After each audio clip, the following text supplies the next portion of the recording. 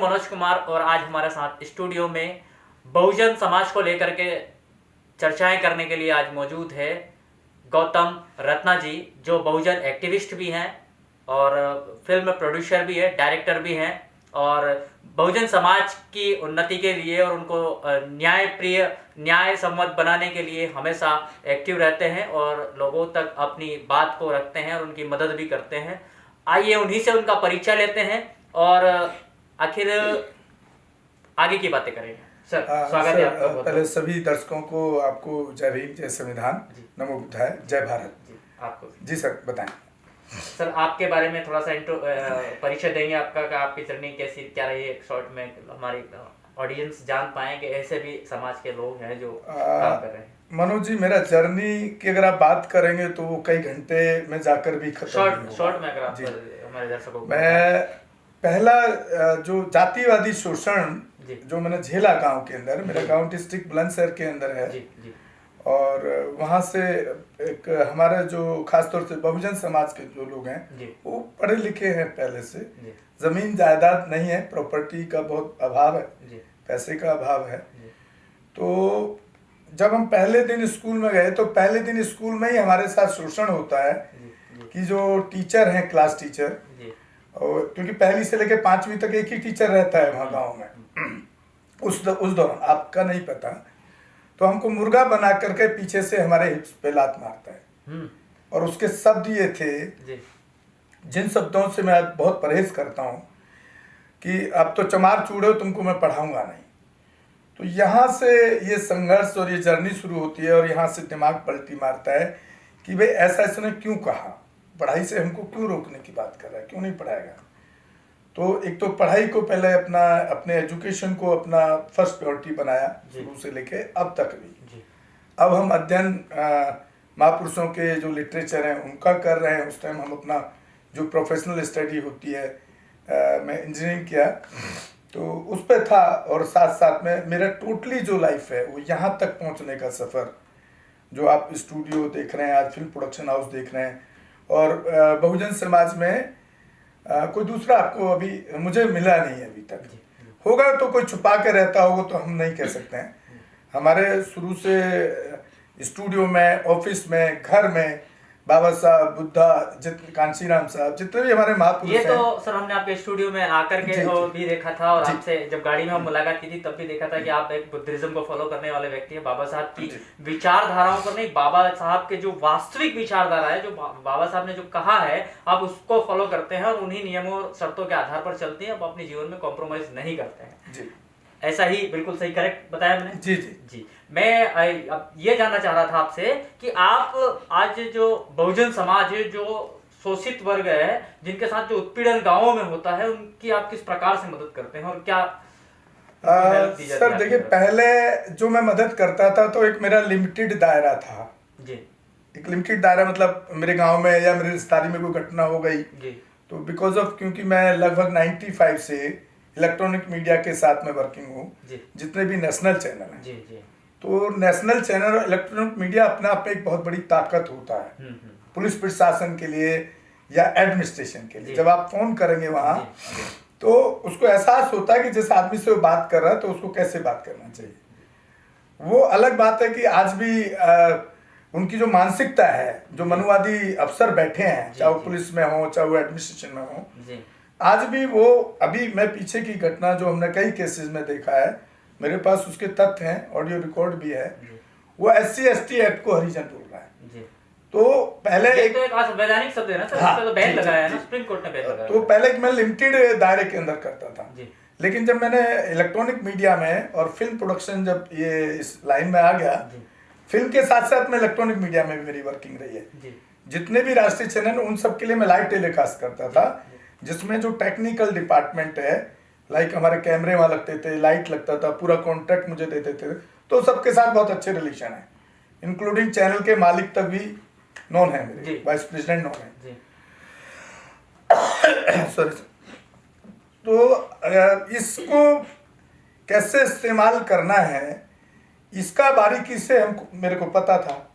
आज की डेट में जब बहुजन मूवमेंट की जो बात कर रहे हैं, अत्याचार पे हम कैसे काम कर रहे हैं, हमने जब देखा कि भाई सपोज मैं कुछ नेताओं के नाम भी यहाँ पे लेना चाहूंगा, जैसे चंद्रशेखर है, जी, हमारा यूथ भाई है, समाज के लिए आवाज उठा रहा है, लेकिन तरीका शायद ठीक नहीं है।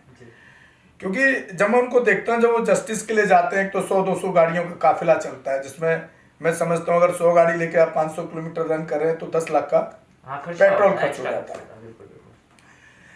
तो मेरा मानना है कि आप 10 लाख का पेट्रोल ना खर्च करके आप 2 गाड़ियों से जाइए, उसको जो 10 लाख में से 2.5 लाख उस परिवार को दे दीजिए। हम इस मुद्दे पर आएंगे कि कौन नेता किस प्रकार से आज बहुजन समाज को लेकर के काम कर रहा है। मैं आपसे पूछना चाह रहा था कि आप किस प्रकार से मदद कर रहे हैं? हम ऐसी मदद करते हैं कि हमको एक सोशल मीडिया का प्लेटफॉर्म, उसको हमने इस्तेमाल किया। क्योंकि जब हम उनके साथ काम कर रहे थे तो हम अपने समाज तक तो पर्टिकुलर नहीं पहुंच सकते थे, राइट। जब हमने सोशल प्लेटफॉर्म पे यूट्यूब चैनल चालू किया, वहां पर जब हमने ऐसे केसेस को लोगों के बीच में जाने लगे, मैं उसमें पूरा बताता हूँ कि मैं पहला स्टेप क्या लेता हूँ, सेकंड स्टेप क्या लेता हूँ, थर्ड स्टेप क्या होता है, फोर्थ स्टेप क्या होता है।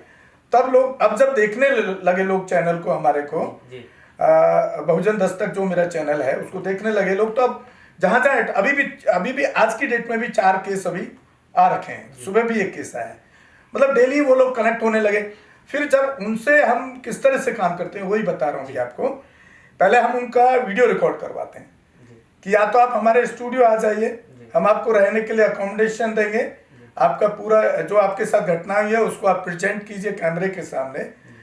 ये इसलिए करना पड़ता है कि बाद में हमारे समाज के साथ, जिस बहुजन समाज के साथ अत्याचार होता है उसको वो मुकर जाता है। केवल मुकरता क्यों है? एक तो पुलिस का दबाव बनाती है पुलिस, और जो क्रिमिनल है, जो गुंडा है, जो मनवादी सोच का है, क्योंकि उनकी मजबूरी है कि उनके, जैसे आप गांव की बात की आपने, गांव तक कैसे पहुंचेंगे, गांव के लोग कैसे न्याय दिलाएंगे, तो क्योंकि वो उन्हीं के खेतों में उसको काम करना है, तो वो भी दबाता है। वो दबाने की वजह से वो जो सब घटना हुई है उससे पीछे हट जाता है, बयान से मुकर जाता है। तो हमने पहले तो ये तय किया कि हमारे पास एक ठोस प्रूफ होना चाहिए। हम उसका बयान रिकॉर्ड कराते हैं, चाहे वो अपने वहां से वीडियो, आजकल हर गांव में एक आध मोबाइल तो बहुजन समाज के पास भी कैमरे वाला रहता है, हमें क्वालिटी से क्या लेना देना है। वो अपने मोबाइल से बयान रिकॉर्ड करके भेज दे। जब हमारे पास बयान आ जाता है, उसकी पूरी घटना का हम समझ लेते हैं, फिर हम वहां के जिस थाने का केस है उसको एसओ को फोन लगाते हैं कि भाई ये घटना हुई आपके यहाँ पर पे, आपने क्या एक्शन लिया। अच्छा, एसओ उसमें क्या करता, फॉर्मेलिटी पूरी करने की कोशिश करता है। वो आए थे जी, हमने एप्लीकेशन ले लिया। मैं पूरा प्रोसेस बताना चाहूंगा यहाँ पर। प्रोसेस क्या होता है, हमारे समाज के लोग जाते हैं, हमने जितनी भी घटनाओं में देखा अभी तक यही सामने आया है, वो थाने में जाते हैं, कंप्लेन करना उनको आता ही नहीं है। बिल्कुल। वो कंप्लेन करने जाएगा, संतरी वहां खड़ा हुआ गेट पे या जो सामने दिख जाएगा उसी को वो एप्लीकेशन दे करके आ जाता है और कहता है मेरी कंप्लेंट हो गई। उसको ही लगता है मेरी कंप्लेंट हो गई, लेकिन वो क्या करता है, उसको फाड़ के फेंक देता है। बिल्कुल, ये हकीकत है। बिल्कुल बिल्कुल सर। अब हमने ये भी समझाना शुरू किया, इसलिए मैं आज फिर दोबारा से बीच बीच में हम दोहराते हैं इस चीज को, कि वो जब भी थाने में जाए, एक तो वहां पर उसका स्टैंप लगवाए, उसका साइन ले, और एक फाइल नंबर, डायरी नंबर होता है जिसमें वो बाकायदा आपको, जहां जिस रजिस्टर में केस को आपके सामने लिखेगा, आपके बयान को रिकॉर्ड करेगा, रिकॉर्ड में लगाएगा, उसका एक वो नंबर भी देगा, डायरी नंबर बोलते हैं उसको वहाँ स्टेट के अंदर। वो उसको लेकर के तब उसको थाने से निकलना चाहिए, तब समझिए कि आपका कंप्लेंट हुआ है। एक तो ये प्रोसेस।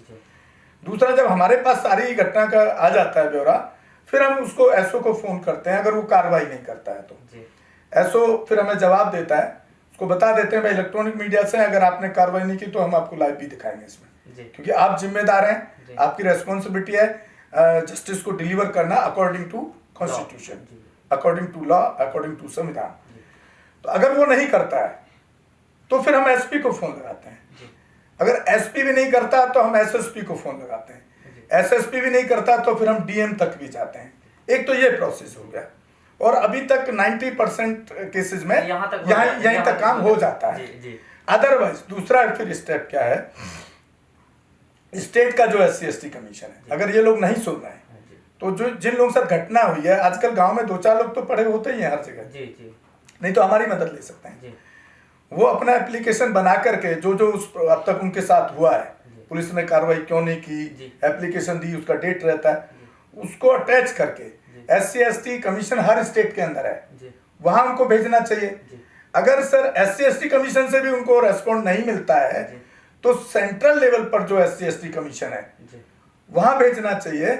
यहाँ पर हम ये मदद कर पाते हैं कि क्योंकि मैं दिल्ली रहता हूँ और सोशल एक्टिविटी में सेंट्रल लेवल पे, स्टेट लेवल पे जहाँ जिस तरह से होती है, यहाँ काफ़ी मेंबर्स, चेयरमैन CST कमीशन के जो दिल्ली वाले हैं वो हमें पहचानते हैं कि भाई ये बड़े ईमानदारी से समाज को न्याय दिलाने का काम कर रहे हैं। तो अभी तक हमने जितने भी केस हम लेकर गए सेंट्रल SC/ST कमीशन में, क्योंकि पहले प्रोसेस स्टेट का है, आज तक कोई ऐसा केस नहीं हुआ जिसके अंदर एक्शन नहीं हुआ है। लेकिन उसके बाद भी एक जिम्मेदारी है, क्योंकि मैं एक ही केस को फॉलो परमानेंट करके उसका सॉल्यूशन उसके हाथ में नहीं दे सकता। अब आप SC/ST कमीशन पहुंच गए, आपका केस पहुंच गया, आपको रिस्पॉन्ड आने लगा। अब उस परिवार को या उसका जो उसके साथ में जो लोग खड़े हैं सपोर्ट करने, उनको फॉलो अप करना भी रहता है। कई केसेस में हमने अभी ऐसा भी देखा कि पढ़े लिखे लोग फॉलो अप नहीं कर रहे हैं, अब फॉलो अप को भी वो हमको फोन कर। कहने का मतलब है आपका कि आप उनको एक कोतवाली थाने से लेकर के जी तो कोर्ट तक का पूरा कोर्ट का प्रोसेस मैं नहीं जानता, कोर्ट तक का मतलब कोर्ट का क्या एडवोकेट करवाना और उसके द्वारा एक लीगल एडवाइस लेना, मतलब एक सिस्टमेटिक वे में आकर के और इस तरीके से आप कॉन्स्टिट्यूशनल तरीके से, ना कि मैं वहां जाकर के लाइक चंद्रशेखर या जो जितने भी संगठन है मायावती या भीमसेना, वो जाकर के वहां हो अल्लाह कर रहे हैं। हो अल्लाह में आपकी FIR तो हो गई, बाद में फॉलो अप क्या किया आपने? जब फॉलो अप नहीं किया तो फिर न्याय कैसे मिलेगा? न्याय का प्रोसेस है ना, ऐसे थोड़ी कि आपकी FIR होगी वो जाकर के सामने वाले मनुवादी को जिसने अत्याचार उसको गोली मार देगा क्या पुलिस वाला? गोली नहीं मारेगा ना, संविधान के अंदर कोर्ट में जाएगा। तो जब आप फॉलो अप नहीं करेंगे तो केस वहीं के वहीं रह जाता है। बस नेताओं को क्या है कि एक उनको फेमस मिल जाती है, क्योंकि मैं देखता हूँ जैसे ही कोई काफिला चलेगा ना किसी घटना पर, उसकी वीडियो पहले वायरल होना शुरू हो जाएगी, लाइव टेलीकास्ट फेसबुक पे कि जैसा कि आज जस्टिस आज ही डिलीवर हो जाएगा। अभी हाथरस वाला कांड देख लिया, आज तक न्याय नहीं मिला। अब उसको फॉलो अप कोई कर रहा है नहीं कर रहा है नहीं मालूम। सीमा कुशवाहा जी ने कहा था कि हम हाथरस का केस लड़ेंगे, अभी उसका कोई स्टेटमेंट मैंने तो उनका देखा नहीं है।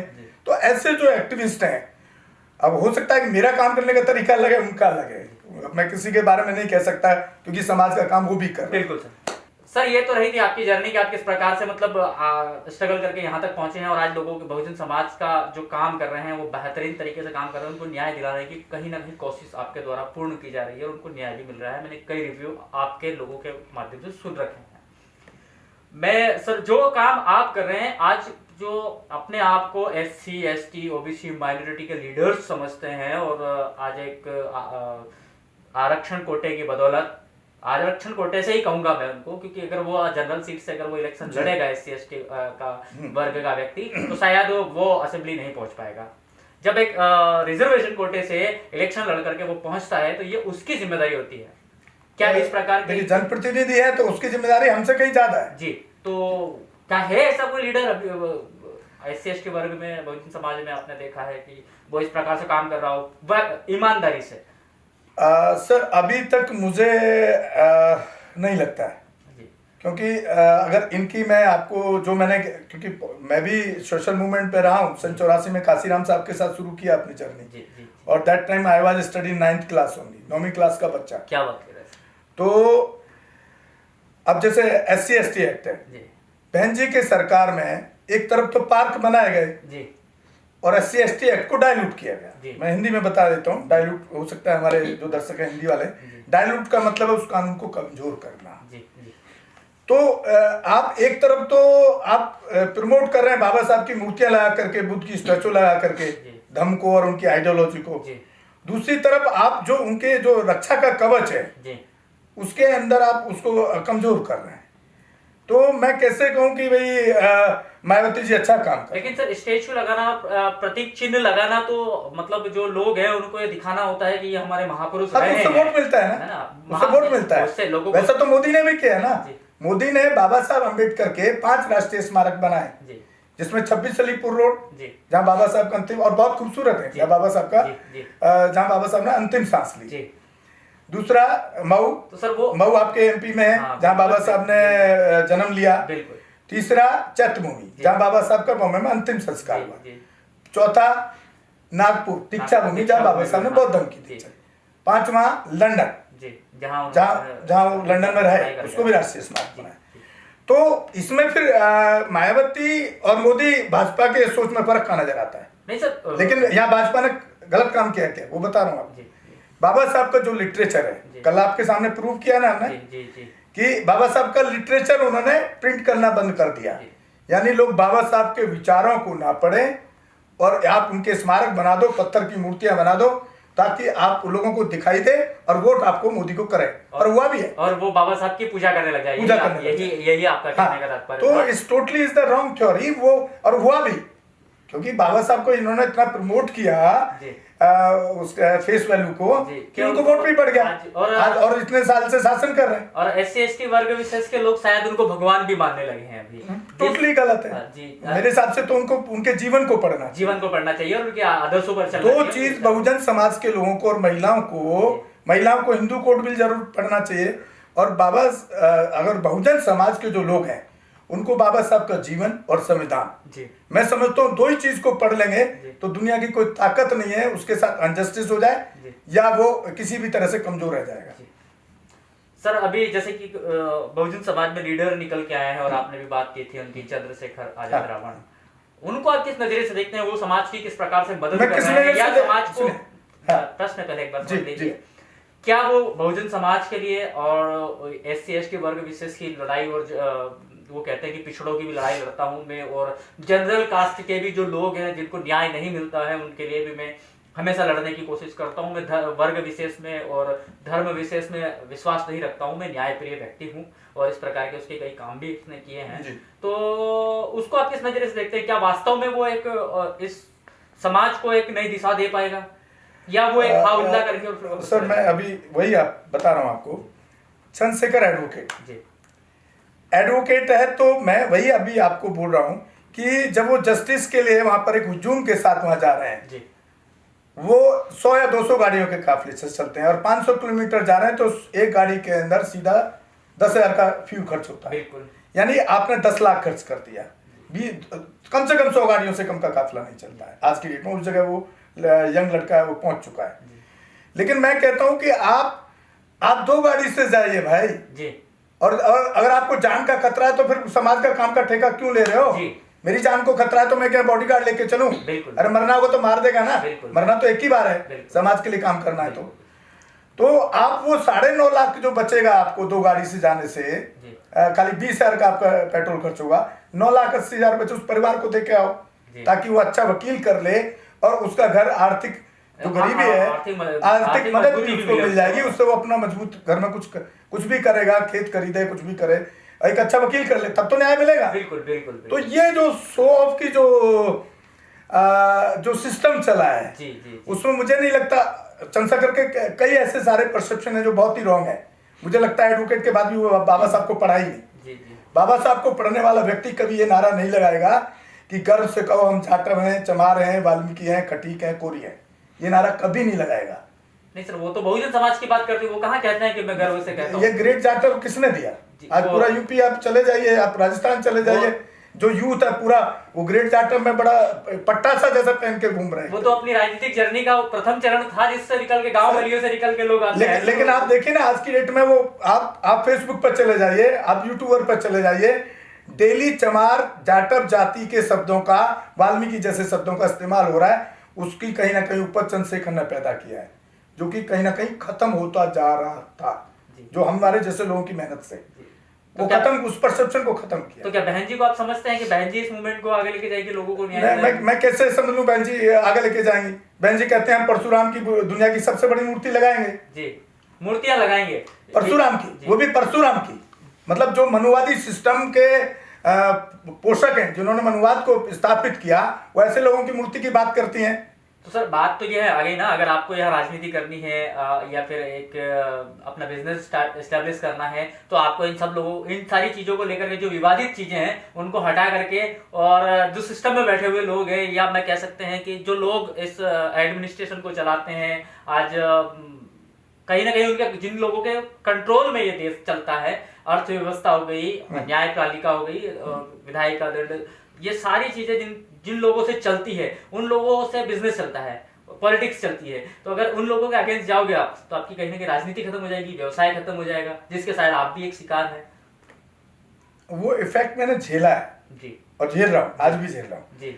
लेकिन अगर आपको समाज के लिए लड़ना है तो उसका भी सॉल्यूशन मैं आपको दे रहा हूँ, यहीं पे दे रहा हूँ। आपने कहा इसका आर्थिक जोड़ा, क्योंकि जब सब सिस्टम उनके पास है तो आर्थिक मजबूती कैसे मिलेगी। सबसे पहला मोदी ने आर्थिक अटैक क्या कर दिया हमारे ऊपर। हमारे पास में आर्थिक का एक ही स्रोत था, गवर्नमेंट जॉब। जी बिल्कुल। वो रिजर्वेशन खत्म नहीं कर सकते थे क्योंकि उससे देश के अंदर एक तूफान आएगा, बवाल होगा, जैसे 2 अप्रैल में 2 अप्रैल का तो उसने क्या किया, दिमाग लगाया आरएसएस के संघीय प्रधानमंत्री ने, मैं तो संघीय प्रधानमंत्री कहता हूं, जी बिल्कुल संघ से निकल के आए। हाँ, तो उसने दिमाग लगाया कि आप एक काम न करो कि सरकारी नौकरी खत्म कर दो, नौकरी खत्म हो जाएगी तो रिजर्वेशन खत्म हो जाएगा जी। तो आपका इकोनॉमिकल जो आर्थिक पोजीशन आपके पास एक तरीका था वो चोट मार दिया। लेकिन आप भी कहीं ना कहीं, हम लोग भी, हमारा बहुजन समाज भी उसका दोषी मैं मानता हूं। कैसे है वो? ऐसे है, आपके इतने सारे लोग 70 साल में पैसे वाले बने हैं जी, चाहे वो राजनीतिक प्लेटफॉर्म पे जाके बने। आज एक भी जाकर के जिला अध्यक्ष बैसपा का देख लीजिए, जिसके पास 20-30 लाख से कम का प्रॉपर्टी होगा, वो पे बैक टू सोसाइटी करते हैं क्या? आपको मजबूत करने के लिए पे बैक टू सोसाइटी पे जाना होगा। वो कैसे जाना होगा? जैसे मेरा एक आज फिल्म प्रोडक्शन हाउस है और मैंने शुरू से अपने बहुजन समाज का स्टाफ रखा है अपने कंपनी में, तो और आज भी ऑफर करता हूँ। आपको भी कल बोला कि कोई भी यूथ अगर आकर के मेरे यहाँ से फिल्म लाइन के अंदर किसी भी तरह की किसी भी स्किल में जाना चाहता है तो हम उसको सिखाएंगे, आगे बढ़ेगा। वैसे ही जो हमारे 70 साल में, चाहे वो आईपीएस रिटायर्ड होकर बिजनेस कर रहे हैं, चाहे आईएएस रिटायर्ड होकर कर रहे हैं, या राजनीति में बड़े बड़े लेवल पे रहे, बीपी मौर्य, तो बीपी मौर्य का परिवार का बेटा है, बेटी, कोई तो आज बड़ा पैसे वाला है ना। सर मैं यहाँ आपकी बातों से सहमत नहीं हूँ। तो वो पहले पूरा सुनिए सॉल्यूशन।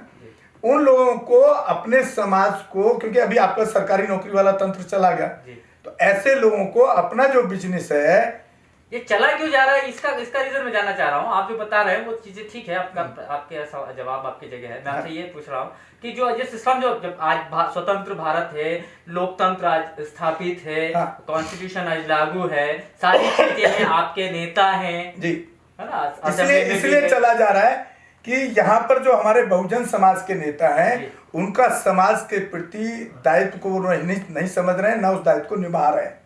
वो जैसे आपने अभी, मैंने क्या बोला कि कुछ 2 लाइन ऐसी अट्रैक्टिव बोलते हैं, एक्साइटेड वाली।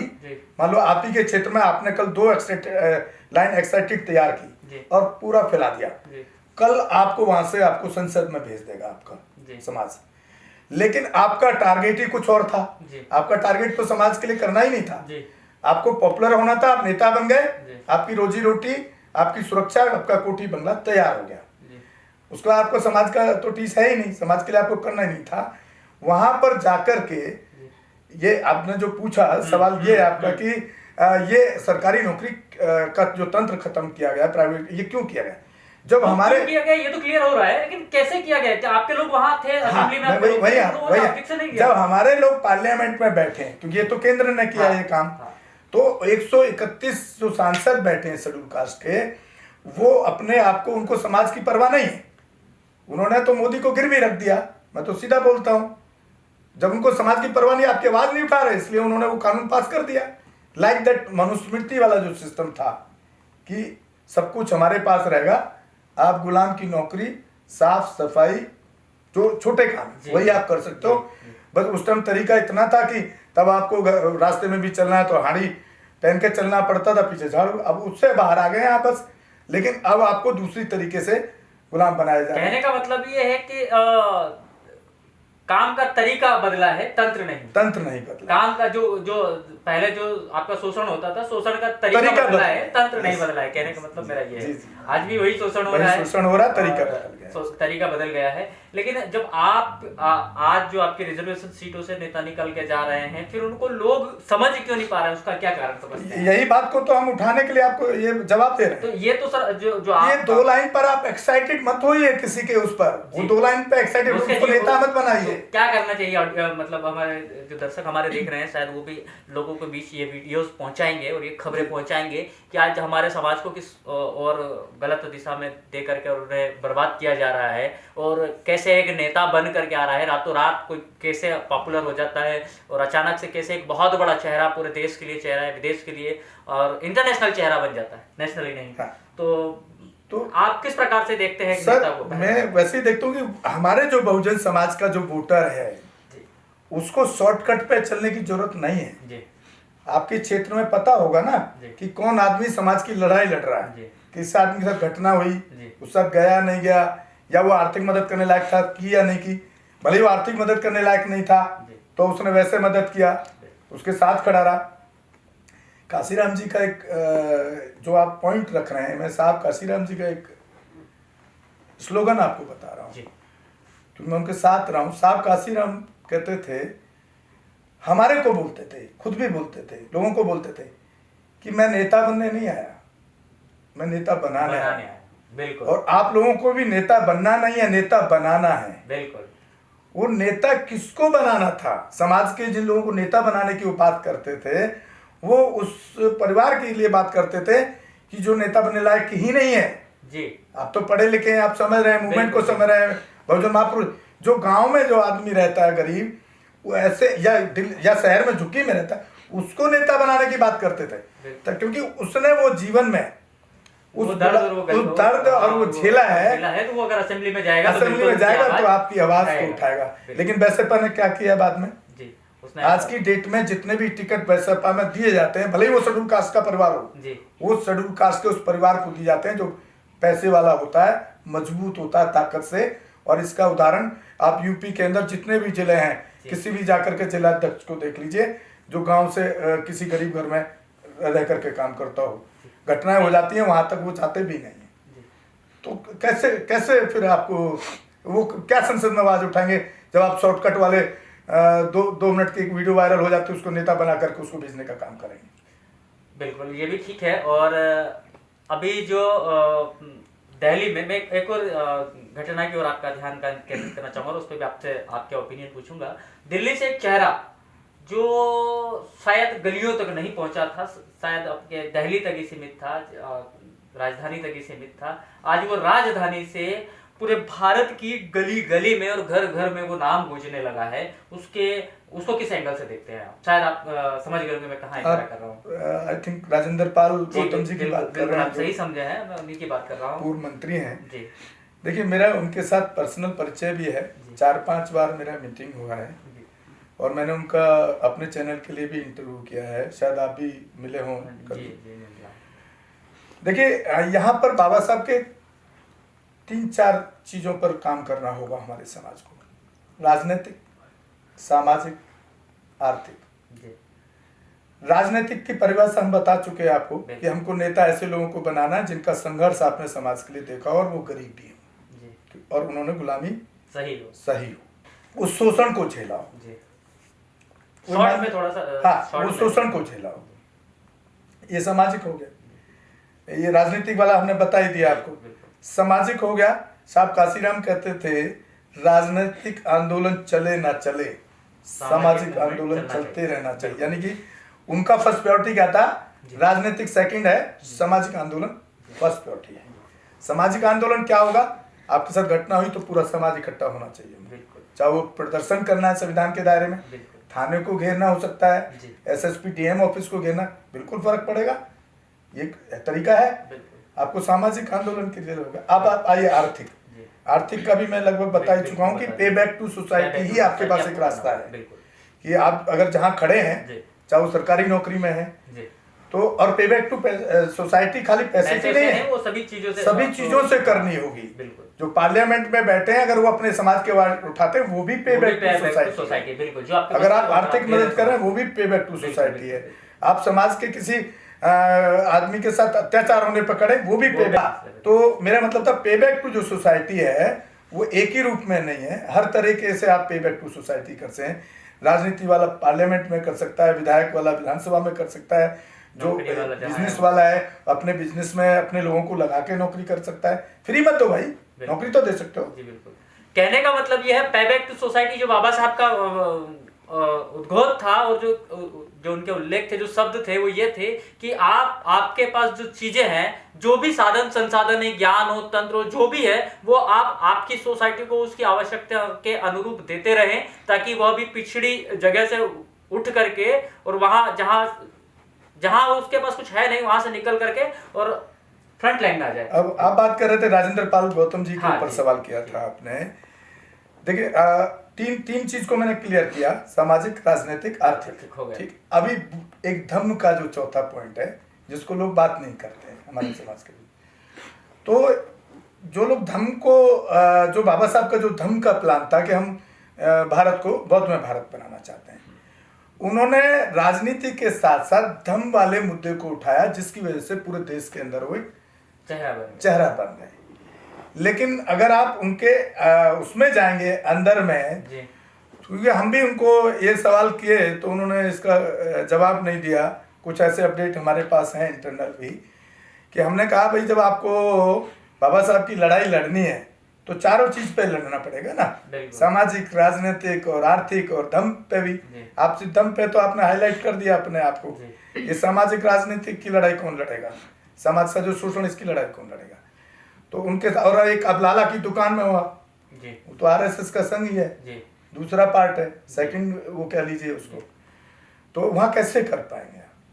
तो हमारे पास जो अपडेट आए हैं ऑफ कैमरा, ये है कि उन्होंने लाला की दुकान को आप पार्टी को छोड़ने से मना कर दिया।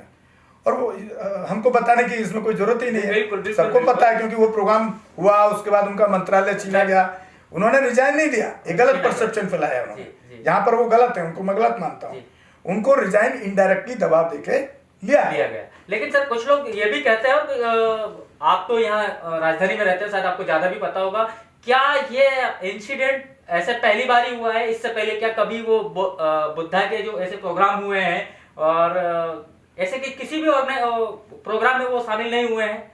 नहीं, सोशल प्लेटफॉर्म पे ऐसे इंडिविजुअल, जैसे आज मेरे स्टूडियो में बैठे हैं आप, हम 4 आदमी के साथ डिबेट करें, इट इज डिफरेंट। यहाँ पर उन्होंने उसको सोशल प्रोग्राम का रूप दिया, जिसमें हमारा, क्या बुद्धा को एक बंद 4 दीवारियों में बंद होकर के उसके परिनिर्वाण या जो भी उसके, नहीं, आपने पूछा ना कि इससे पहले वो प्रोग्राम करते थे, क्या नहीं करते थे क्या? तो इससे पहले जो प्रोग्राम करते थे वो एक लिमिटेड दायरे में करते थे, वही मैं आपको बता रहा हूँ कि एक बौद्ध विहार में चले गए, जैसे हर संडे में दिल्ली में जो बौद्ध विहार है, जो अच्छे लोग काम कर रहे हैं, वहाँ पर हर बुद्ध विहार में संडे को डिस्कशन होता है और बुद्धिज्म पे डिबेट होती है, बुद्धिज्म कल्चर को बढ़ाने का काम होता है।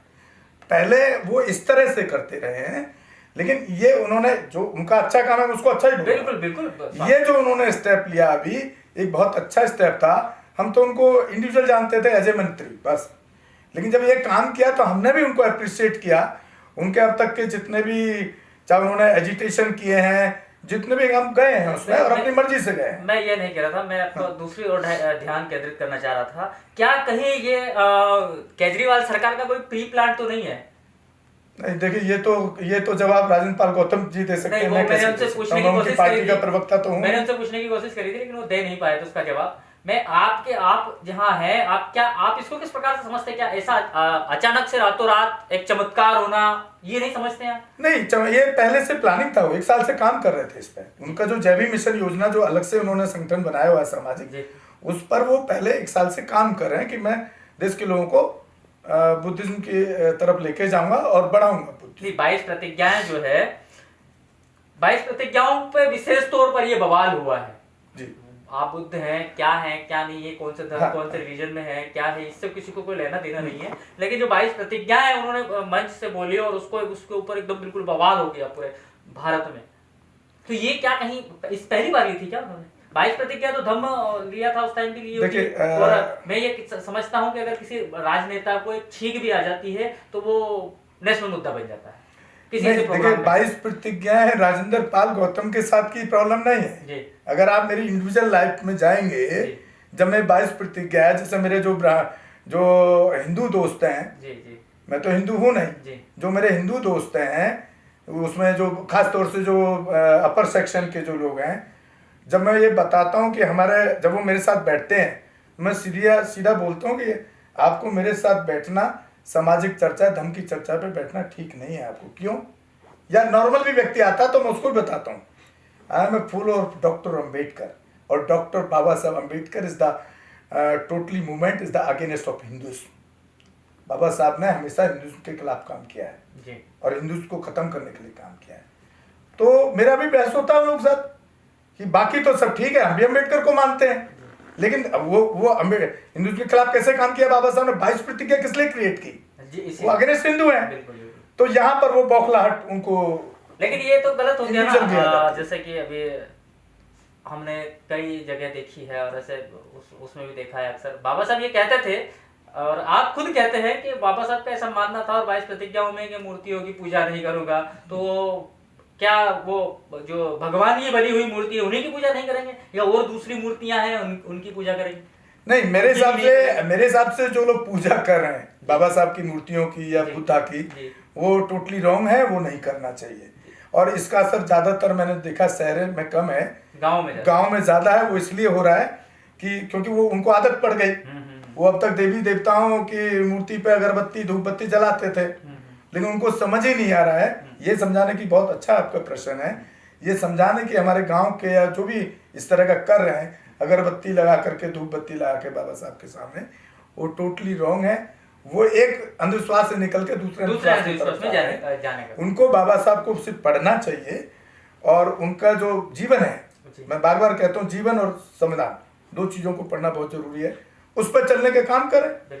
वही उनका पूजा हो गया एक तरीके से, वही उनका सम्मान हो गया। लेकिन सर जो गाँव में जब हम स्थिति देखते हैं तो स्कूल का जो है शिक्षा का इतना स्तर नहीं है शहरों के मुताबिक, और छोटे शहरों के मुताबिक भी गाँवों में आजकल शिक्षा का उतना स्तर नहीं, जहाँ एक अंतिम पंक्ति का व्यक्ति अपने बच्चों को शासकीय स्कूल में भेजता है। तो मैंने भी कई जगह ऐसी कवरेज की है और मैं आपको बता भी दूं कि वहाँ सिर्फ मिड डे मील के लिए बच्चे स्कूल जा रहे हैं, ऐसी ऐसी स्थितियाँ हैं। तो क्या उस अंतिम पंक्ति में खड़े हुए व्यक्ति को आप धम्म का शिक्षा और बाबा साहब के लिटरेचर और उनके लिखे हुए ग्रंथ क्या पढ़ा पाएंगे? क्या उसके लिए किसी के मन में टीस है? देखिए, जहाँ तक आपने, ये बड़ा अच्छा प्रश्न है आपका समाज के लिए, और मैं अपने जीवन को एक्सपीरियंस को यहाँ जरूर बताना चाहता हूँ। आपने अभी एक एलिगेशन लगाया, चाहे वो सरकार के ऊपर हो या उस समाज के ऊपर है कि लोग सिर्फ मिड डे मील खाने के लिए जाते हैं। तो सरकार की बात हटा दीजिए, मैं जब पढ़ा 5वीं तक का स्कूल गांव में था। 5वीं के बाद मेरा स्कूल 8वीं तक 5 किलोमीटर था, और मैंने बचपन से गांव में घर का, क्योंकि आर्थिक स्थिति नहीं थी, तो भैंस और ये सब मैंने गोबर पाता है, मेरा कच्चा घर है, मैंने पीली मिट्टी से गोबर मिला करके हर हफ्ते उसको लीपना कहते हैं गांव में, लीपते थे उसको, भैंस का गोबर नहलाना, फिर खेत पे ठाकुरों के यहाँ जा करके गेहूं भी काटना। जब गौतम रत्ना पढ़ सकता है और 5 किलोमीटर डेली नंगे पैर जा करके, और वो भी इतने इतने झाड़ में रहते, इतने रेत के अंदर, जब गौतम रत्ना पढ़ सकता है, तो आप मिड डे मील की अपेक्षा करके जो हमारा समाज अगर ये सोच के अपने स्कूल को बच्चों को भेज रहा है, तो पहले उसको सुधार करना होगा ना। उन लोगों को पढ़ाई करना है, किसी भी हालत में करना। उन लोगों को तो ये माइंड में बिठा दिया ना कि आप पढ़ाई कर लोगे तो कोई नौकरी तो मिलनी नहीं है। तो हम नौकरी से हम जो एग्जाम्पल दे रहे हैं किस लिए दे रहे हैं? इसलिए दे रहे हैं कि लोग चैनल को देखें और इन चीजों को समझें कि हमारा एक ही मकसद होना चाहिए, चाहे वो भूखे रह के पढ़ना है, चाहे वो मिड डे मील खा करके पढ़ना है। सरकार दे रही है मिड डे दे रही है, तो वो पढ़ना अपनी जगह ठीक है। बच्चा तो कभी ये नहीं चाहेगा कि मैं पढ़ूं, वो तो उसको तो मौज मस्ती। हाँ, जो पेरेंट्स हैं, जो माँ बाप हैं, उनको उस तरफ ध्यान देना। पेरेंट्स जब पढ़े लिखे नहीं है, उनके पेरेंट्स को जानते नहीं, तो कहाँ पढ़ाएंगे सर? ये दायित्व बनता था सरकारी स्कूलों का। उसके लिए मैंने सरकार को जो है ब्लेम किया था, वो इसीलिए किया था कि मिड डे मील खाने के लिए जा रहे हैं। जो वहाँ के टीचर है वो मिड डे मील पर ही ध्यान देते हैं, खाना खिला करके रजिस्ट्री पूर्ति करके बच्चों को छुट्टियां कर देते। सभी की नहीं बोल रहा हूँ, लेकिन मैंने अक्सर देखा है कि कई जगह पर इस प्रकार की होती है। सर, जिस तरह से आपने पूछा राजेंद्र पाल गौतम जी के बारे में कि क्या कुछ सोची समझी प्लानिंग है क्या? देखिए, सोची समझी प्लानिंग की बात तो मैं नहीं जानता, लेकिन आपको सामने से दिख तो रही है ना। आपको सामने से दिख रहा है ना कि आज भी वो राजेंद्र पाल गौतम अगर समाज की लड़ाई लड़ने के लिए अगर उन्होंने ये काम किया था, तो उस लाला की दुकान में जो मंत्रालय से इस्तीफा ले लेता है, तो उसमें वो क्यों है? उनको छोड़ना चाहिए। नहीं, ये तो दूसरी बात, हमने संदीप कुमार एडवोकेट जी इसी पार्टी में जी पहले राजेंद्र पाल गौतम जी की जगह मंत्री थे जी, और राजेंद्र पाल गौतम जी को उस दिन समर्थन करने आए जी। जब 26 अलीपुर रोड पे जो प्रोग्राम रखा गया, जो उनको जो उनके खिलाफ एफआईआर उसके खिलाफ रखा गया। जी जी जी, इसके खिलाफ नहीं रखा गया कि मेरा मंत्रालय चला गया। हाँ, जो एफआईआर है उसके खिलाफ जी, पूरा समाज एकजुट होकर के मेरे हिसाब से वहाँ 8-10 हजार आदमी जी, पहुंच गए थे। वो हुजूम होगा। जी। और उसमें एक एडवोकेट संदीप कुमार जी। जो पूर्व मंत्री इसी मंत्रालय के मंत्री थे, शेड्यूल कास्ट समाज से आते हैं, बहुजन समाज से आते हैं और बुद्धिस्ट हैं। जी। तो जब मैंने उनको पीछे उस दिन एक क्वेश्चन किया, क्योंकि उनको लोग वाल्मीकि के नाम से ज्यादा जानते हैं जी। कि भाई आप तो खुद ही संदीप वाल्मीकि लगाते हो, बात तो आप बुद्धिज्म की करते हो, बाबा साहब की करते हो, तो ये कौन सा पर्सन, आप कब बुद्धिस्ट बनोगे? आप समर्थन करने आए, ये तो बुद्धिस्ट वाला मामला है। बिल्कुल। तो उन्होंने ऑन कैमरा बोला कि मैं ऑन रिकॉर्ड बोल रहा हूँ कि मैं बुद्धिस्ट हूँ, मुझे वाल्मीकि दूसरे लोग क्यों कहने लगे वो तो वही बता सकते हैं। बिल्कुल। तो ये जाति की मानसिकता जो है, जाति को मजबूत करने में जो तंत्र है, वो कहीं ना कहीं बहुजन समाज भी जिम्मेदार है। हम अनुवादियों को जो रोजाना भौंकते हैं बिना मतलब के, वो भौंकना बंद कीजिए, अपने आप में सुधार कीजिए। उसके बाद हमारा जो वो क्वेश्चन था, उन्होंने बहुत खूबसूरत जवाब दिया है, लोगों को प्रेरणा देता है। उन्होंने ऑन कैमरा बोला कि मैं ऑन कैमरा बोल रहा हूँ, ऑन रिकॉर्ड बोल रहा हूँ, मैं बुद्धिस्ट हूँ, पहला चीज। दूसरा चीज, राजेंद्र पाल जिस मीटिंग में जाते हैं, हर मीटिंग में सबसे पहले वो वाल्मीकि ऋषि को नमन करते हैं जी। और जो एक शख्स बहुजन समाज एससी समाज से, और हम कास्ट की बात करें उसी जाति से वो आते हैं, उन्होंने ऑन कैमरा बोला कि मैं उस वाल्मीकि ऋषि को भी नहीं मानता जिसको कि हमारे बहुजन समाज के लोग महान पुरुष मानते हैं, क्योंकि उस वाल्मीकि ऋषि की वजह से आज जो हम गुलामी की जिंदगी जी रहे हैं, वो उनके व्यवस्था की वजह से आज हम धो रहे हैं। तो राजेंद्र पाल गौतम जी क्यों वाल्मीकि ऋषि को नमन कर रहे हैं भाई जी? अब हमारे को इंटरव्यू के लिए बुलाते नहीं है, वो बाकी जो चैनल वाले उनको बुलाते हैं। तो यहाँ एक लॉबी का सिस्टम भी, एक लॉबी बन गई है, किसको नेता को बड़ा नेता बनाना है, किसको प्रमोट करना है। एक बहुजन मीडिया ये काम भी कर रहा है। तो इसमें फिर उसके बाद आगे का बता रहा हूँ। तो हमने उनको सजेशन दिया कि भाई देखो, ये राजेंद्र पाल गौतम जी अगर ये आप पार्टी को नहीं छोड़ेंगे तो समाज इनको आने वाले टाइम में नकार देगा। बिल्कुल। और उसका रिजल्ट चालू हो चुका है, ये आपको बता रहा हूँ मैं। बिल्कुल। उसके बाद उनका जंतर मंतर पर जो प्रदर्शन है, उसमें मात्र 250 आदमी था वहां पर, जहाँ 10,000 लोग उनके समर्थन में खड़े थे। जब उन्होंने राजेंद्र पाल गौतम जी ने दोबारा जंतर मंतर पर कॉल किया समाज के लोगों, तो 250 आदमी था वहाँ। मतलब सीधा सीधा देखते हैं कि ये एक सोची समझी प्लानिंग थी, जो लोगों को कहीं ना कहीं समझ में भी आ रही है। हाँ, समझ आने लगा लोगों को। तो क्योंकि वो राजेंद्र पाल गौतम का इतिहास नहीं अकेले, आज मायावती खत्म हो गई राजनीति में, बीपी मौर्य खत्म हुए, जिंदा रहते हुए खत्म हुए थे, उदित राज खत्म हुए हैं। जो समाज से भटका है, जिसने मनुवादी सिस्टम को अडॉप्ट करने की कोशिश की है, वो कहीं ना कहीं, या मनुस्मृति या ब्राह्मणवादी सिस्टम को, अब परशुराम की मूर्ति लगाएंगे तो बहन जी भी तो ब्राह्मणवाद की बात कर रही है ना।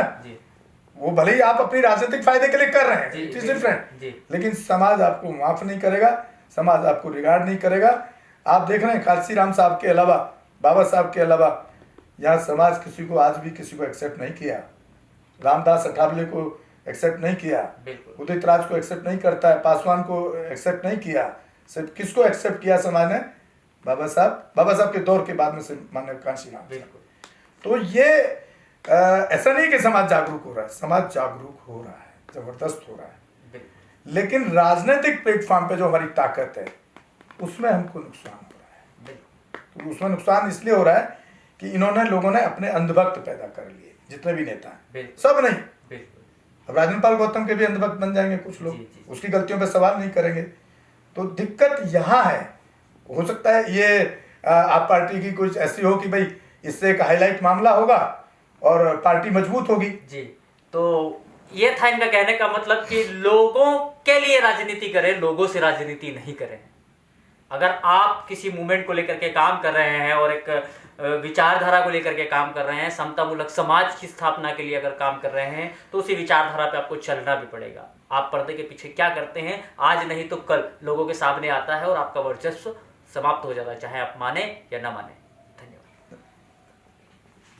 हमारे चैनल बहुजन दस्तक को देखना, लाइक, शेयर, सब्सक्राइब करना मत भूलिएगा और फेसबुक, ट्विटर, इंस्टाग्राम पर फॉलो जरूर करिएगा। जय भीम, जय संविधान, जय भारत, नमो बुद्धाय। धन्यवाद। रोको मत, हमें टोको मत, हमें आगे बढ़ते जाना है। जय भीम का नारा लगाना है, जय भीम का नारा लगाना है। जय भीम, जय भीम। मैं गौतम रत्ना आपका बहुजन फिल्म प्रोडक्शन में स्वागत करता हूं और आप हमारे प्रोडक्शन हाउस के अंदर अपना कैरियर बना सकते हैं as a film director, as a producer and actor and actress and editor and cinematographer also. अगर आपको फिल्म से रिलेटेड कुछ भी प्रोजेक्ट आपको बनवाना है तो हमारे पास में पूरा सेटअप है, जिसमें फिल्म कैमरा है, शूटिंग लाइट्स है और एडिटिंग है। सारा A to Z एक ही जगह पर आपको हमारे यहाँ पर मिल जाएगा। तो दोस्तों आप हमें कांटेक्ट कर सकते हैं हमारे नंबर्स पर 9810085714 और 8510005714। हमारे वेबसाइट पे विजिट कर सकते हैं www.filmserviceindia.com और हमें मेल भी कर सकते हैं gautamfilmsproduction@gmail.com पर। धन्यवाद। चैनल आर्थिक समस्या से गुजर रहा है। अगर आप बहुजन समाज में बाबा साहेब अम्बेडकर और तथागत बुद्ध की विचारधारा को अधिक से अधिक लोगों तक पहुंचाना चाहते हैं तो हमें आर्थिक सहयोग प्रदान करें, ताकि हम अपने चैनल के माध्यम से देश विदेश में समता, बंधुता, एकता और संवैधानिक अधिकारों को ज्यादा से ज्यादा लोगों तक पहुंचा सकें। आप अपनी सहायता राशि नीचे लिखे खाते में जमा करा सकते हैं।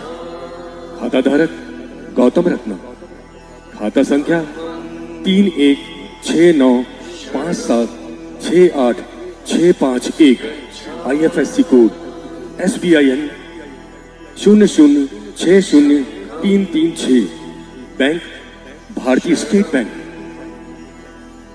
आप हमारे बैंक खाते का विवरण स्क्रीन पर भी देख सकते हैं।